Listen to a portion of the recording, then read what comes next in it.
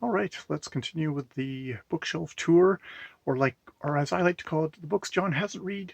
John might be planning to read. John's thinking about reading. John kind of half remembers reading a long time ago, but can't really tell you anything about it. Tour. We'll start off with some Diana Wynne Jones. All of these books being ones actually I have not read yet. Surprise, surprise.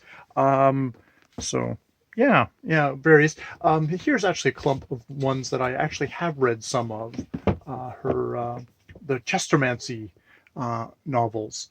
Um, Interesting books. Some of them kind of dealing in the first one, Magicians of Caprona, seemed to be very kind of dealing in Italian stereotypes, which I found slightly troubling. I mean, it's sort of an earlier age, so funny foreigners is was an okay thing. Um, maybe I slightly ground down on that because of that. Though Diana Wynne Jones is a really good good author. Her Durkholm, what are they called? Durkholm Hall. There's a couple of books like that, the ones that are set at a family house and also set at a magic school, which you can see have very much influenced someone like J.K. Rowling. But Diane Wynne Jones is someone who's very aware of the genre she is in. I mean, not that J.K. Rowling isn't, and was apt to subvert, make fun of, or just go off in different directions. A lot of her so-called kid books were much more interested in the adults in those books. We have something by Howard Jacobson, who won, I think, the Booker Prize a while ago. So I picked up this book and never read it, which is the way of thing. We've got the odd Henry James. I read the his Portrait of a Lady, something like that.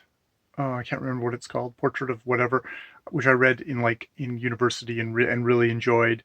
He apparently gets more and more twisty as he gets older. I think The Ambassadors is a part of that, and that may have just defeated me because just sort of those sentences that you read that you've forgotten what the hell the sentence was when it started. You have to really get into that mindset, and James is probably a difficult example of it. There is Chroma by Derek Jarman, gay filmmaker, really into his films. I picked this up. I don't know if I've actually. It's Chroma is more than an AIDS autobiography. It is a paean to color shot through with sass and moving testimony. Jarman grew blind as he wrote it. This complexly written yet stylish and readable book locates most powerfully the spiky subliminal brilliance of one artist and processes that inform and celebrate through his work. A man who could make a blue screen cinematic, unlike myself, who can't make anything cinematic. Here, let's do my James Joyce collection here. I believe I've read some of the Dubliners. I tried reading Portrait of an Artist. I have gotten part of the way through Ulysses and I put it down. We'll see if I come back to it. We'll see. We'll see. There's varying opinions on that. I mean, he's the towering genius, or just sort of a dead end in our society. Probably a bit of both. A bit of both. Um, it is definitely one of those books that seems to be you need to take a lifetime to read. So maybe just haven't reached that part of my lifetime yet. On that, there's a great biographer, Richard Ellman, who I read his biography of Oscar Wilde, which I found quite good. So at some point, I will probably read this James Joyce. Oh, I will read this James Joyce biography, though when I do, I will have glasses because it is super tiny lit, tiny font, which is now is now defeating me in my old age. Some more Diane Wynne Jones, Archer's Goon, and then a what is this? This is the Dalmark Quartet, which I should investigate because I only have like 3 and 4 of it, and it's like, can I read those independently? So a lot of times with Diana Wynne Jones, you can. Then we have Guy Gavriel Kay, the great Canadian fantasist, who in his earlier career actually helped Christopher Tolkien put together the Silmarillion, for J.R. for once J.R.R. Tolkien had passed away, I believe. I think it was after he passed away. But he went on to be a great fantasy writer himself. I don't actually, his Fiona um, tapestry kind of books at the beginning, they are okay, but he really matured as a writer. The Serentine Mosaic, Book One and Book Two. This duology is so amazing. Kay kind of combines the actual historical with the fantastical.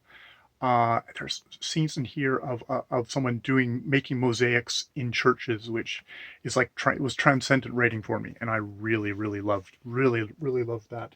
Um, then of course I've got other of his books. He's another gigantic book writer, which means they have a tendency to hang around for me. The Rubaiyat of Omar Khayyam. I have it. Never read it. We've got a little bit of we got two Kiplings. I've Plain Tales, Tall Tales from the Hills.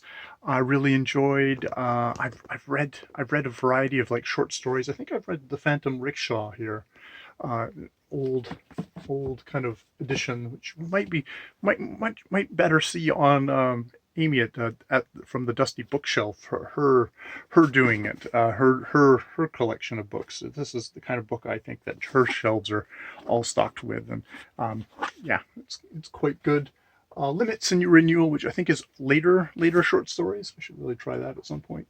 I've got my two Nikos Kazantakis, The Last Temptation of Christ, and Zorba the Greek. Neither of which I've read, but I picked up a long time ago, probably in Renaissance bookstore in downtown Victoria, a long time ago when they were still on the main streets.